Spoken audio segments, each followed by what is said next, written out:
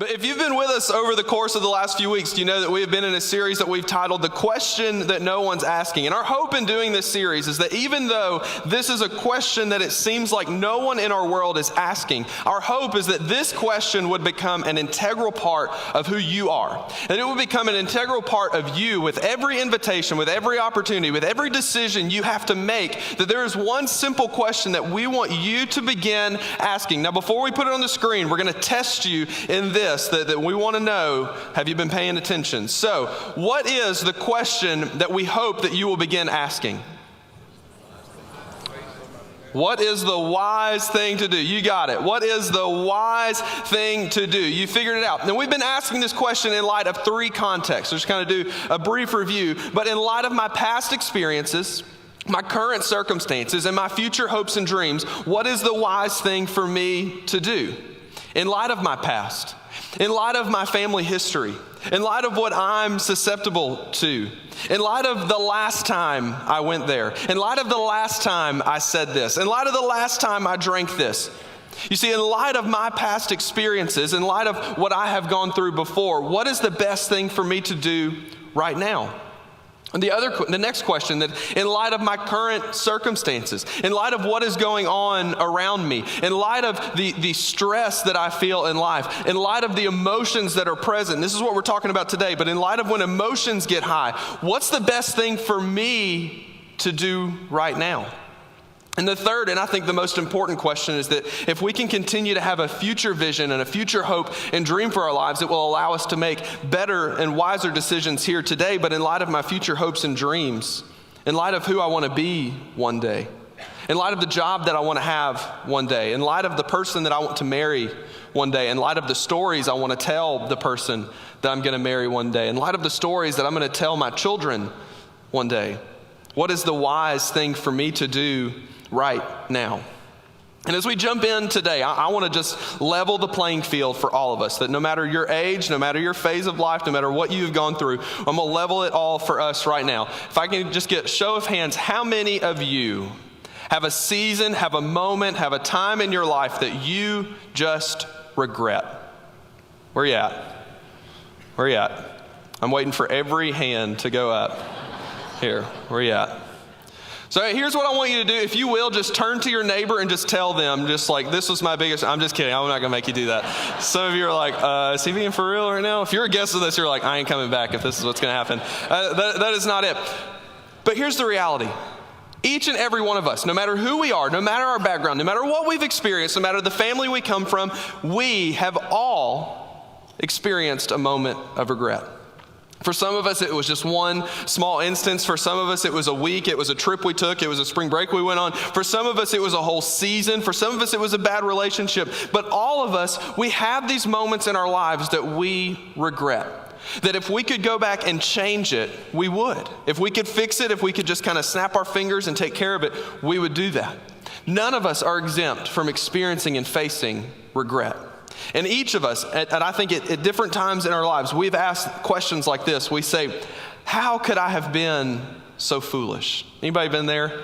I'm like, man, if there's a question that's like the story of my life, it is that. It's, how could I have been? Who's laughing over here? That is not nice. That is not cool. Come on, Aubrey. But how could I have been so foolish? I look back and I saw there were clues everywhere. When I look back, I saw the red flag, but by the time I realized that it was a red flag, there had been like 15 along the way that I didn't realize. And so this question comes up that we go, how could I have been so foolish? How could I have done the same thing expecting different results over and over and over again? And then I think we say things like this. We go, I should have seen it coming. I should have seen it coming. I mean, the writing was on the wall. Everything was in front of me. I should have seen it coming. And instead of me just being foolish, I just wasn't being observant. And I should have known that something was coming my way. And we all know hindsight is 20/20, right? We can all look back at mistakes. We can all look back at circumstances, and we can see very clearly, right? Oh, well, this happened, and then this person did this. And we can put the entire puzzle piece together, and it just proves to us, yep, this is what I shouldn't have done. But when we do that, we live life like this. And what we all know is that life doesn't look good this way. As you can see from the camera angle, it doesn't look good this way.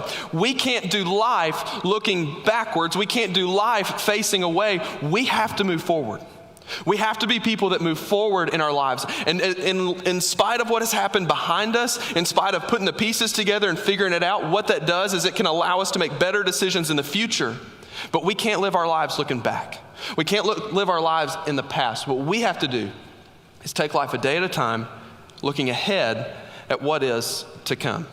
And no matter what the situation may have been, no matter what you may have experienced, there are those moments in life where you go, I should have seen it coming. I should have seen it coming. But something is probably true for you and for your life, is that even though you didn't see it coming, chances are there was someone in your life who did see it coming. Chances are there was someone that was close to you who was watching it all unfold, and they're like, it's a bad idea. Bad idea. Don't do it. You're going to step in something you don't want to. You're going to fall into a pit you don't want to. And chances are they saw it unfold. And one of two things happened.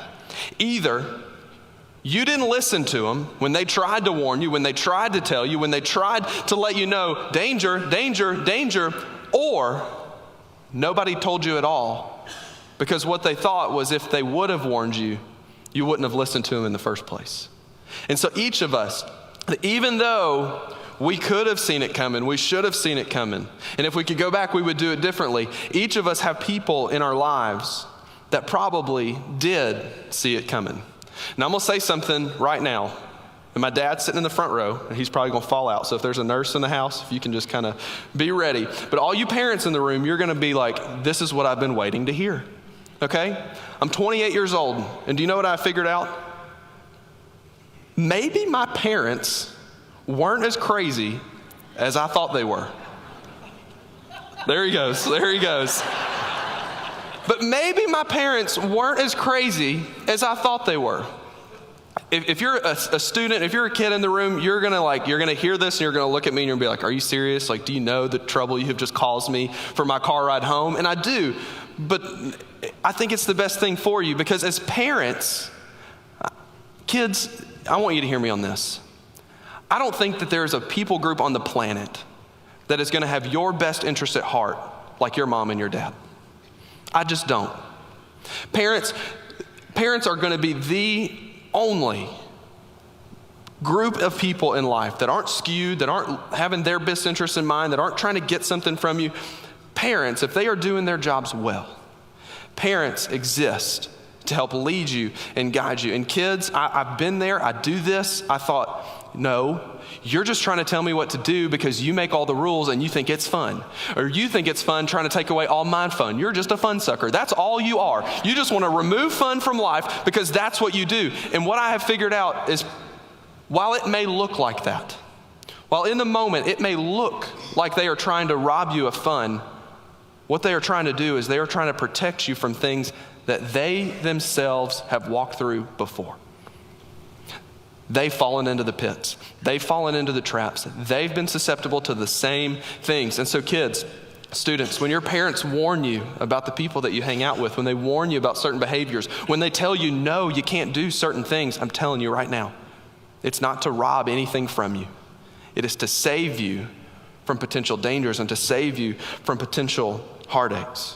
And that comes to a big question, because it doesn't just end with parents. I think that as we surround ourselves with wise people, as we surround ourselves with good people in our lives, there'll be more voices than just our parents trying to warn us and trying to tell us and let us know about the potential dangers that we face in life. But it comes to this question that is we're going to kind of navigate today. The question that we have to continue to ask and answer in this is, why is it that other people can look into our lives and see potential dangers and see potential problems and see potential pitfalls and see all of these things unfold, but we can't? Why is it that it's so much easier for somebody else to see the potential issues that we're going to have, but we don't see it? Let me rephrase it. Why is it that you can so clearly see issues in other people and potential problems in other people, yet it is very difficult for you to address that and even notice that and even see that in your own life? And why is it That I can look at you and know exactly, well, you need to do this, then you need to do this, and you need to do this. And if I told you my story, you would look back at me and you would go, well, Trent, it's obvious.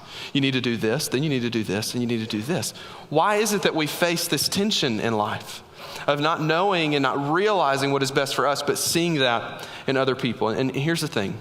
As one of your pastors, as somebody that has an opportunity to stand up in front of you and has the privilege of leading and guiding your middle school and your high school students, let me tell you, I don't want a moment in my life to come where I look back with regret. I don't want to face another season. I don't want to face another phase. I don't want to face another moment where I look back and go, I should have seen it coming. And I'd be willing to bet that you as an individual and you as a family, you would want that for your life too. I want that for you. I want you to live as regret-free of a life as physically possible. Because I want to surround us, I want to surround me, I want to surround your children with wise people.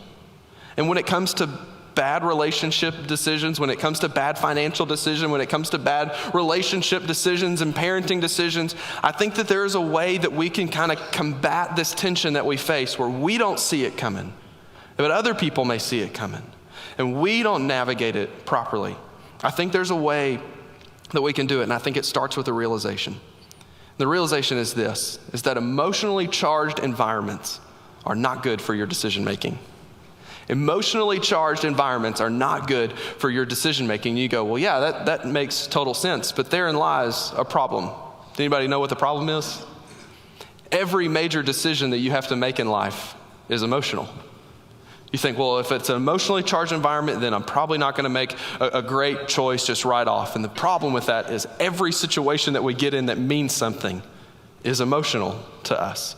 And emotions have the ability to make what can be very obvious less obvious. Emotions have the ability to make things that are typically easy very difficult because they cloud our judgment, they fog our lives. And that's why I think on a day-to-day basis, I think you would do a better job managing someone else's money than you would your own. I'm not talking long-term financial planning. I'm not talking how to invest and how to do that. But I'm thinking on a day-to-day basis, you would probably do a better job managing someone else's money than sometimes you do your own. Because here's the deal. You probably wouldn't impulse buy anything with somebody else's money. As you being a manager over their money and their finances, you wouldn't make unwise decisions when it came to how you spend your money like somebody else might. I'll tell you a true story, okay? Haley and I, we were at the grocery store just a few weeks ago, and we decided together we would like to get a delicious sweet treat for the house. And we kind of narrowed it down to what we wanted, and we landed on like milk and cookies. Anybody, like, where my milk and cookies fans at? Like, I just see the nods. Everybody's like, I love me some milk and cookies. So that's what we decided. This is what we want. And we're standing there in the cookie aisle, and you know how it is. You got like 100 different options. Well, we couldn't agree on a cookie. Haley wanted Chips Ahoy, like the traditional, just Chips Ahoy. Where are my Chips Ahoy folks at? There it is. There it is. Haley wanted Chips Ahoy. I wanted Oreos. Where are my Oreo people? There it is. See, y'all should have been there. Y'all should have been there. So more specifically, double stuff, and then I may buck the trend here, but the golden Oreos. We're my golden Oreo people. Yes, that's what I'm talking about. So here we are, okay? We're like having the great cookie debate of 2019 right there. Haley was like, there's nothing better than Chips Ahoy, traditional chocolate chip cookies and milk. There's nothing better than that. And I'm standing there going, Haley, it literally says it's Milk's favorite cookie right on the box, okay? I can't argue with facts. You can't argue with facts. It's not the way it goes. So at this point, like, we have reached a stalemate in Kroger Marketplace, just like, well, this is what we're getting. Well, no, this is what we're getting. This is what we're doing. And I think, I kid you not, I think it's like Proverbs 26:4. Answer not a fool according to his own folly, lest you be like him yourself. Haley goes, you know what? Don't even care anymore. Any cookie in the house is better than no cookie in the house. You decide. And she left.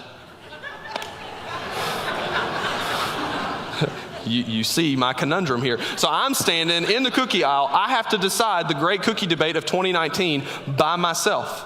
So I did what any wise man would do. Do you know what I did? I got them both. All right.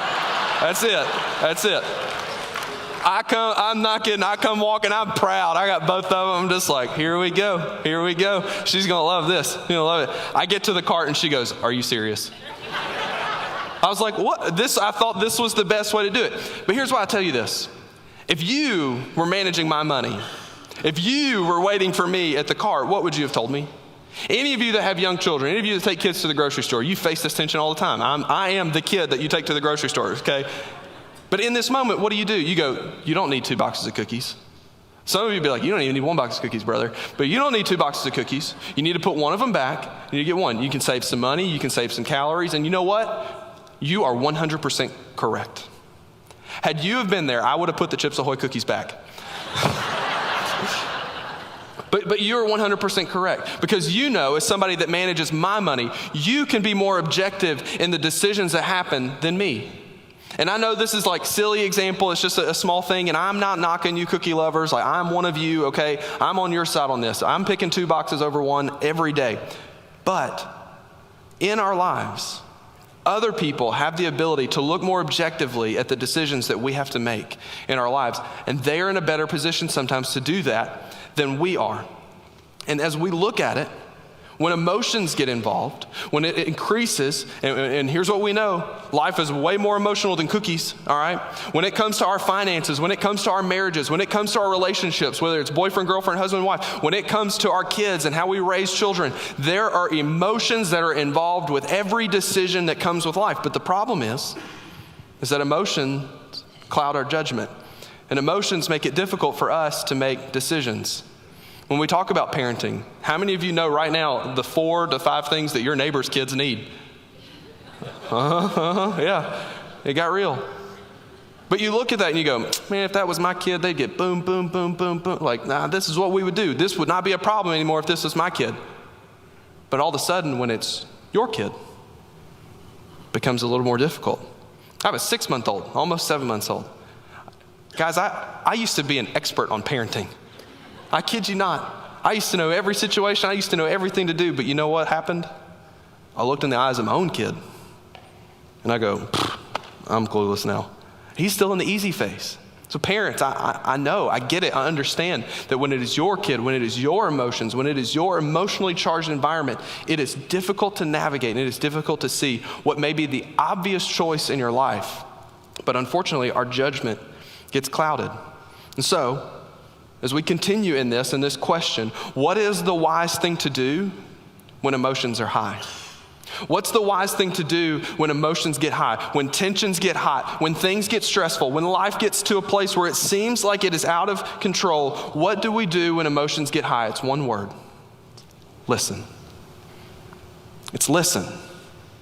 Because as we said, in all of those I should have seen it coming moments, chances are there is someone around you that did see it coming, or that does see it coming, that knows the pitfalls and knows the dangers that you might be walking towards, that you don't even realize it yourself. And if you're a note taker, if you're like I want to write this down, I need to remember something, this is it. This is what you need to write down. This is what you need to remember. This is what you need to check in with.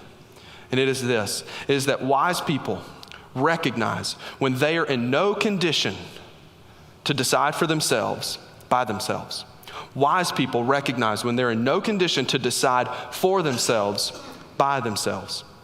The key to responding to this situation, the key to responding when emotions get high, when tensions get hot, the key to how you respond in this has nothing to do with how you act.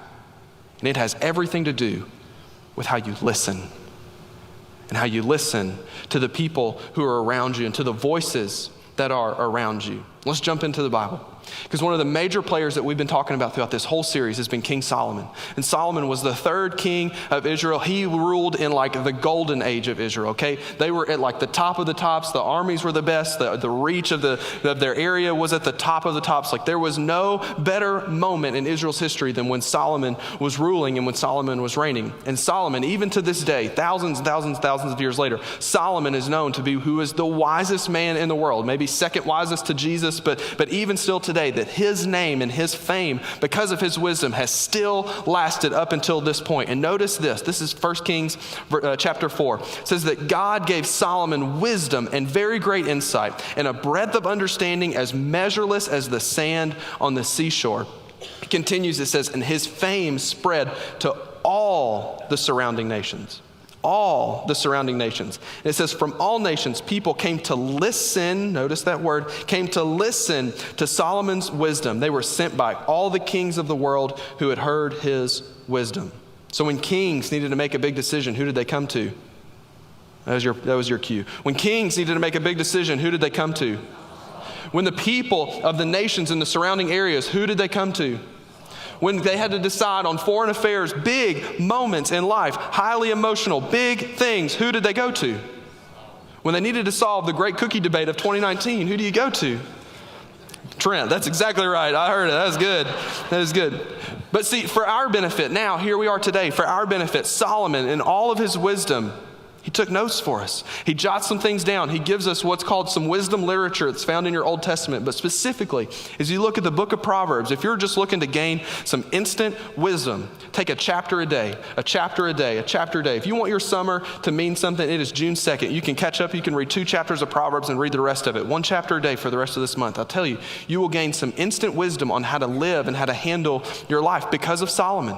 And as he gives us wisdom on how we are to act, notice something, that the wisest person in the world, the one where kings and other nations and people came to him to listen to what they should do, to listen to his counsel, the person that needed least amount of counseling, the person that knew what to do in every situation, the person that had it all figured out, talked more about the benefits of seeking counsel than anybody.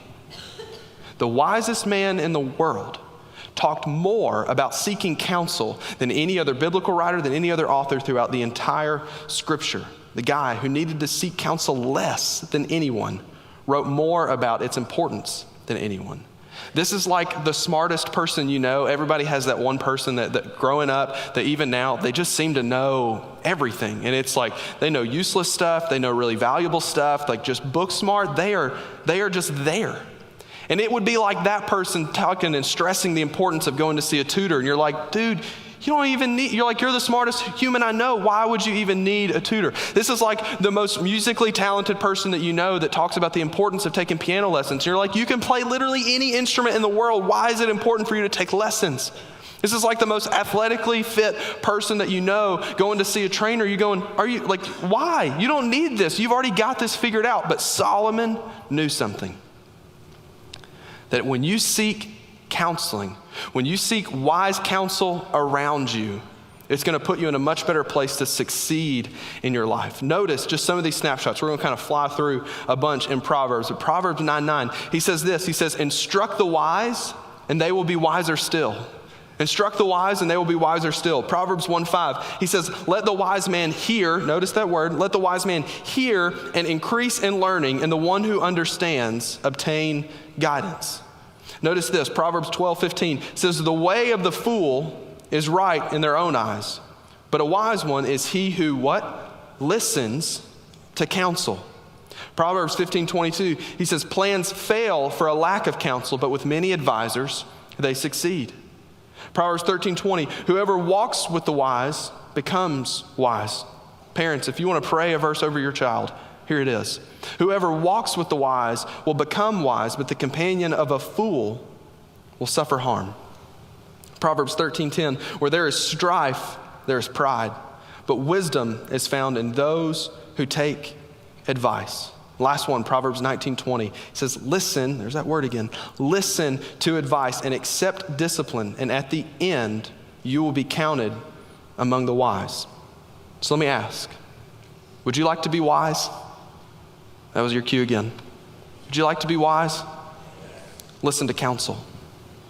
Would you like to make wise decisions? Listen to counsel. Would you like to be able to look back on your life with minimal regrets? Listen to counsel. See, Solomon pushed and pushed and pushed for this to be a part of our lives because you and I, we are not made to do life alone.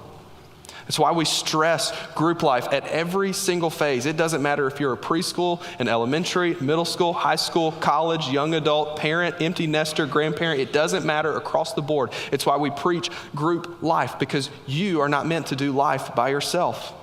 And yes, there is an element of social and fun and hanging out and being together and studying together and growing together. But you know what?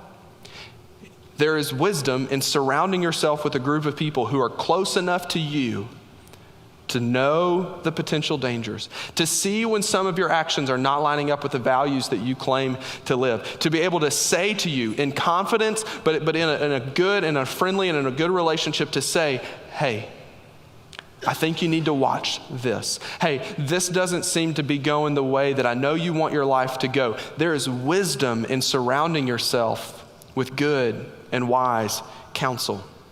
And so, you ready for this? I have not yet, I've been up here 25 minutes. I have not yet said one single mind-blowing thing that you have never heard before. Am I right? There is nothing that I have said up here that you're going, huh, seek counsel. That dude's a genius. It's not happening. None of you are like sitting there with your jaw dropped going like, oh man, I've never heard this before. We got to write this down. This one's going on the fridge. This one's going on the fridge. We got to remember this forever. Because there's something in you and there's something in me that this is not new knowledge. This is a part of our lives that we face all the time. So it comes down, I'll give you three things that as we look, that answers this question of if we know all of what we just talked about, if we recognize that there is wisdom in surrounding ourselves with counsel, if we recognize that it is good to surround ourselves with wise people, why don't we do that? Why don't we lean into that? I think one of the reasons is, we already know what the wise people are going to say, and we just don't want to hear it. We had a very unfortunate word for this a couple of weeks ago, that we know what the wise thing to do is, we just don't want to do it. Does anybody remember what that word is? Solomon put it that you are a fool. And you can get mad at me, but it is not me that says it. But when you already know what the wise are going to say and you just don't want to hear it and you don't want to do it, that is living life foolishly. And if you avoid that in your life, if you know that there are areas of your life that you're making mistakes, that you're going a different direction, you actively go in a different direction, Solomon tells us you are living life foolishly. I think another reason why we don't like to answer this question of why we know this, but we don't really do anything about it, is that we don't think it's anybody else's business. You're like, you know what? This is my life. I'm going to make my decisions. You're going to make your decisions, and you just stay over there, and I'm going to stay right here, and that's the end of it, right? We all know people that live this way. I think I've lived this way at times. It's just like, you know what? It's my mistake to make. If I'm going to make a mistake, I'm going to be the one that makes it. I don't need you to tell me how it's going to go and how it's going to look. And we just don't think that it is anybody else's business. But something that we have to realize is this, is that when we make private decisions about our life, when we make decisions about our family and about our finances in private, those always have a way of making their way public. And some of you have walked through the consequences of that. Some of you have experienced that firsthand. Some of you were born into that you've experienced the consequences of private decisions that go public, that you're looking at it and going, And it's in those moments, that's when you have those, I should have seen it coming. I should have seen it coming moments. But the problem is that maybe there was somebody that did see it coming, but we said it wasn't any of their business to be a part of our life and to be meddling in to our lives. And I'll give you the third one. I think this is the most obvious one of all, that it is our pride. That it is our pride that will get in the way of us living a wise life and surrounding ourselves with wise people. It is our own pride. Going back to Proverbs 13:10, Solomon said this, that when there's strife, there's pride. Where there is a struggle, where there is tension, there is pride that comes up. But wisdom is found in those who take advice. And so when we let our own pride stand in the way of the life that we want to live and stand in the way of the wise decisions we know we need to make, we let our own pride hinder the legacy that we have. And the truth is that anything that reminds us of our own inadequacies, anything that reminds us of our own weakness, our natural tendency is to push it away. If I'm not good at it, I'm not going to do it. And if I don't do it, then nobody else knows that I'm not good at it, right? We all live in this like shadow of life that we just push it away. We push it away because it's going to reveal our own inadequacies. But do you know the only way for you to come out of a place of pride is for you to invite someone into your area of weakness? And I know every man in the room was like, are you kidding me, brother? Like, why would you say that in front of me and in front of my family? But the only way that you can come out of that place of pride is for you to invite someone in to your area of weakness. Case in point, do you know how many times I've ever asked for directions at Lowe's? None. Because there's a sense of pride that I am a man and I should know my way around Lowe's. But do you know how many times I just have to break down and ask? Every single time. And that's a small example that points to a big way that all of us, the way that we live our lives. That we know there is someone out there that can give us what we want. We know there is someone out there that can advise us the way we want. We know that there are families, that there are people that we can surround ourselves with, that we can surround our kids with, that would lead us into a life of wisdom. Yet what we do is we go, nope. I'm going to figure this out myself. I'm going to figure this out on my own. I'm going to handle it myself. But the only way that we can come out of a place of pride is to invite someone into our area of weakness. Wise people know what they don't know. Wise people know what they don't know. And they're not afraid, they're not intimidated, and they're not too prideful to go to someone who does know. Wise people know when the emotions and the appetites are too high and they're too enraged, that they know that it's time to invite someone in. Wise people recognize when they're in no condition to make a decision for themselves, by themselves. The question that you have to answer is, are you going to invite someone in? And I think of all of the applications, of all of the ways that we tried to lead you and guide you in this series, this one is the most challenging. Because this one forces us to get from behind the veil.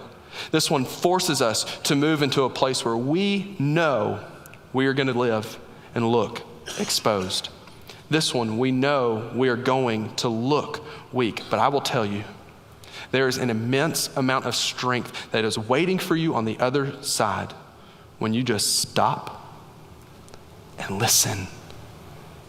God is trying and trying and trying to place wise counsel around you.